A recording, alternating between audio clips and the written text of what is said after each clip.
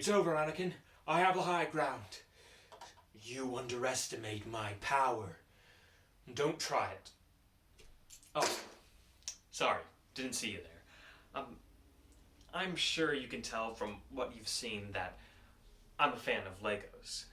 For those of you unaware, Legos are miniature building blocks that come in sets with instructions to tell you how to build something interesting. These can be things from Star Wars or Stranger Things, anything from real life architecture to Marvel.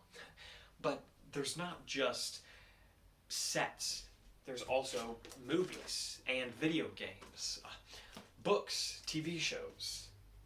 But Legos are for more than just entertainment. Through this speech, I'll tell you about the various benefits and uses of Legos. I'll give a brief history outlining some important facts about Lego's past, and then I'll give you some unique examples of how Legos have been used for the benefit of others. Legos started in 1930s Denmark with a man named Ole Kirk Christensen. According to Lego's own history section on their website, Lego created 10 characteristics of Legos. 2 of these are very important for what I'll be telling you today. The first is that Legos stimulate harmonious play, and the second is that they spur creativity, imagination, and development. Now, I'm sure you're curious as to what these uses I've talked about are. So let me tell you about a study done in 2006 by 2 men, Michael Sherman and Daniel Legoff, the founder of Lego Therapy. This study, titled The Long-Term Outcome of Social Skills Intervention Based on Interactive Lego Play, consisted of children around the age of 9, all of whom had autism.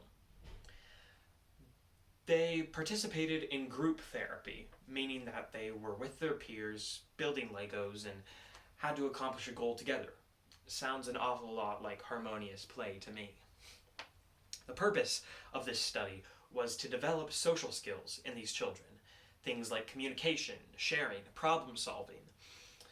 And after the 3 years that this study took place over, there were some interesting results.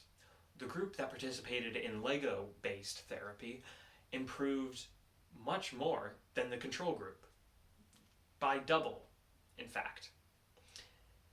Lego has also been shown to help with critical thinking in children. In another 2006 study titled Lego Mindstorms and the Growth of Critical Thinking, a class of 5th graders used Legos for their robotics class. The special Lego robotics, combined with the use of the scientific method, created a successful robotics class that the teachers saw improvements in the children. It's important to note that the success of this class could easily be attributed to the pure nature of a robotics class, but it is also equally important to remember the means in which it was done: Legos. For the last example I'll tell you about, I decided something a little more applicable would be a good idea. In 2013, a group of young Japanese women participated in a study titled The Effect of Collaborative Lego Block Construction on Japanese Young Women's Sense of Acceptance. This study dealt greatly with a Japanese psychology term called ibasho, which means a general sense of acceptance by others, especially in young adults. They participated in group activities.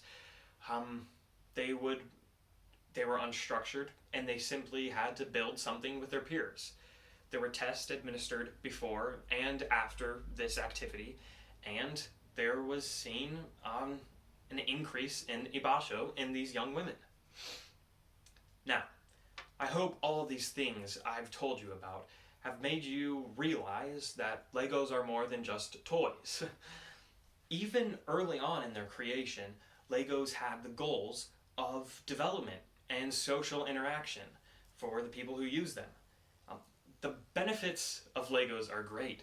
We've seen critical development, social interaction between the people who have used them, and even a benefit to people's sense of acceptance. Like I've said, the benefits of Legos are great, and I hope what I've said has inspired you to find some use for them in your life. But now, if you don't mind, I'm gonna get back to reenacting the Revenge of the Sith.